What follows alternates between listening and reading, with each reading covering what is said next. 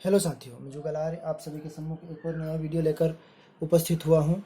इस future vision coaching classes में आप सभी का मैं हार्दिक स्वागत करता हूं। क्लास 12th कक्षा 12वीं हमारा जो चैप्टर चल रहा है, अध्याय 3 चैप्टर 3 फिजिक्स विद्युत धारा। इसमें कुछ महत्वपूर्ण प्रश्न हमने पहले कवर कर लिए हैं। यदि वो वीडियो आपको देखने हैं तो जुगल आर्य सर्च करें यूट्यूब पर, प्लेलिस्ट में जाकर वो वीडियो आप देख सकते हैं। हमने उसमें 15 प्रश्न कवर कर लिए हैं। आप हमारे चैनल पर नए हैं तो सब्सक्राइब करना ना भूलें, बेल आइकन को दबा दें ताकि आपको नई अपडेट या मोर वीडियोस आपको मिलते रहें। अब आप सभी का मैं ज़्यादा समय ना लूँगा और इस वीडियो में हम प्रश्न क्रमांक 16 को कवर करने वाले हैं। वो प्रश्न हम देखते हैं। तो प्रश्न क्रमांक हम आपके सम्मुख रखते हैं 16। तीन प्रतिरोध। प्रतिरोध को हम R से दर्शाते हैं, तो तीन प्रतिरोध R1, R2 और R3 समांतर क्रम, इसका एक और नाम है पार्श्व क्रम। समांतर क्रम में जुड़े हुए हैं, संयोजित हैं या जुड़े हुए हैं, व्यंजक की स्थापना करनी है। इसके पहले वीडियो में हमने श्रेणी क्रम कर लिया था।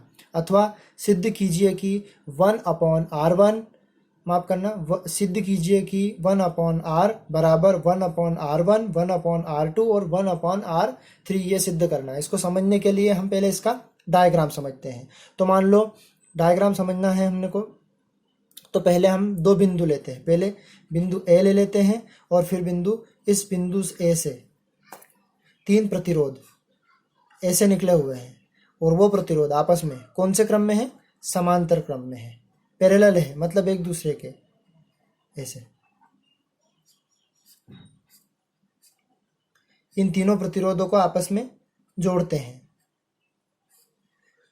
इस यहाँ पर बिंदु हमारा बी हो जाएगा। तो बिंदु ए और बिंदु बी, ये तीन प्रतिरोध है। अब इन तीन प्रतिरोध, दोनों बिंदु ए और बी को हम एक सेल या एक बैटरी से जोड़ देते हैं। इसको हम ई नाम दे देते हैं, इस सेल या बैटरी को। और बैटरी में से अगर यदि धारा प्रवाहित होगी तो हमें इसे बंद, ऑन या ऑफ करने के लिए, बंद या चालू करने के लिए कुंजी का इस्तेमाल करेंगे। इसे हम के नाम दे देते हैं। अब सेल को जब हम स्विच को चालू किया तो इसमें से बहने वाली धारा आई रहेगी, तो यहाँ से धारा आई रहेगी।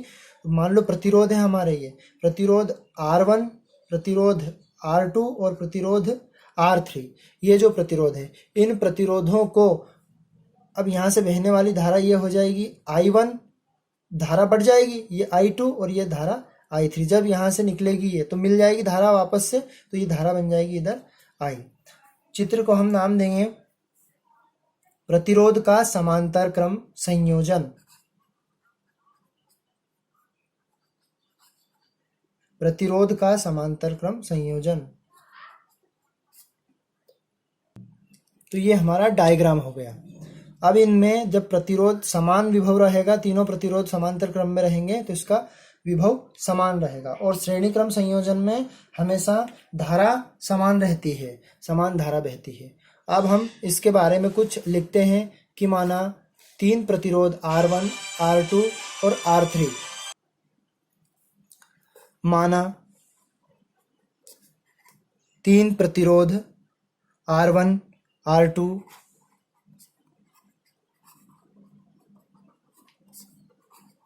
R1, R2 व R3 समांतर क्रम में संयोजित किए गए हैं तथा बिंदु ए व बी को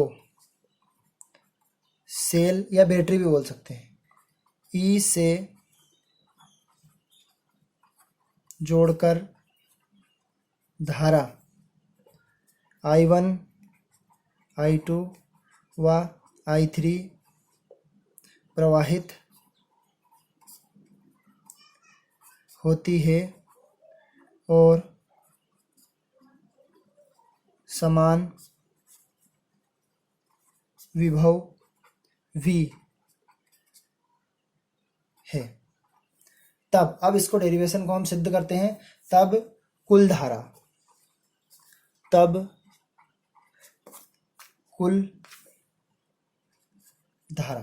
तो धारा हमारी I है, तो I बराबर I1 plus I2 plus I3, ये धारा हो गई।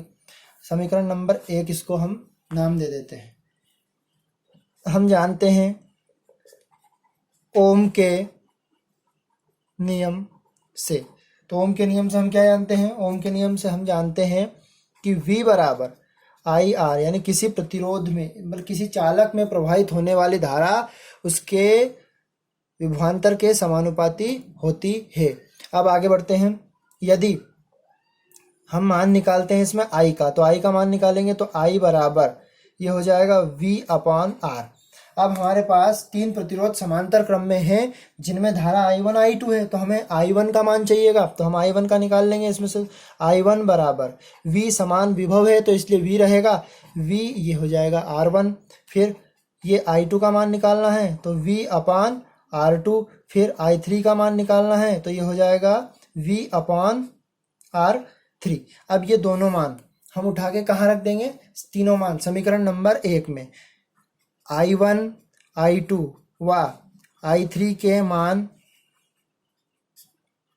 समीकरण 1 में रखने पर समीकरण नंबर 1 है हमारा I बराबर, अब I बराबर तो I1 की जगह पे हम लिख देंगे V अपान R1, V अपान R2 और V अपान R3। ये हो गया हमारा मान। अब इसमें से V समान है तो समान हम कॉमन ले लेंगे, चूंकि हम जानते हैं V बराबर आई आर, तो हम आई आर मतलब I का मान कहाँ रख देंगे? I का मान यहाँ पर रख देंगे, तो I का मान होगा V बटा R, और इसमें से हम क्या कॉमन निकाल लेंगे? V कॉमन निकालेंगे तो ये बचेगा आपका 1 अपान R1, 1 अपान R2 और ये 1 अपान R3। V से V कैंसिल हो जाएगा तो ये 1 अपान R बराबर 1 अपान R1, 1 अपान R2 और 1 अपान R3। तो अतः हम कह सकते हैं कि यही समांतर क्रम संयोजन में प्रतिरोध के लिए व्यंजक है, या प्रतिरोध समांतर क्रम संयोजन में जो तुल्य प्रतिरोध होता है उसके व्युत्क्रम के योग के बराबर होता है। यह समांतर क्रम संयोजन का व्यंजक है। अब हम इसमें अगला प्रश्न पढ़ेंगे आंतरिक प्रतिरोध का। हमने ये तीन प्रतिरोध समांतर क्रम का कवर कर लिया।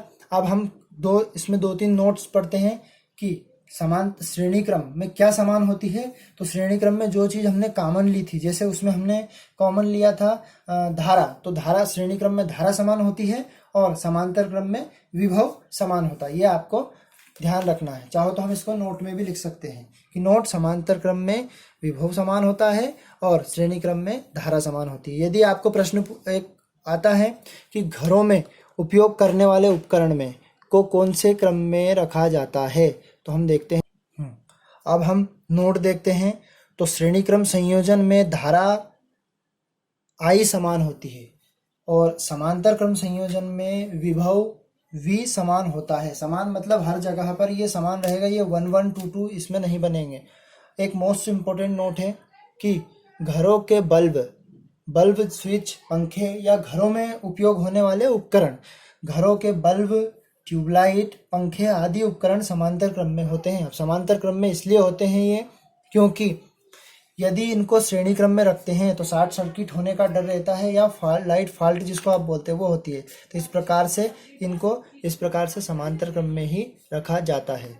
चलो, इस वीडियो को लेंथी ना बनाते हुए हम अगले वीडियो में अगला प्रश्न कवर करेंगे, और इस वीडियो को यहीं पर हम रोकते हैं। यदि आपको वीडियो पसंद आया तो ज़्यादा से ज़्यादा लाइक, सब्सक्राइब और शेयर करना ना भूलें, और हमारे चैनल पर यदि आप नए हो तो उसे सब्सक्राइब अवश्य कर दें। धन्यवाद साथियों।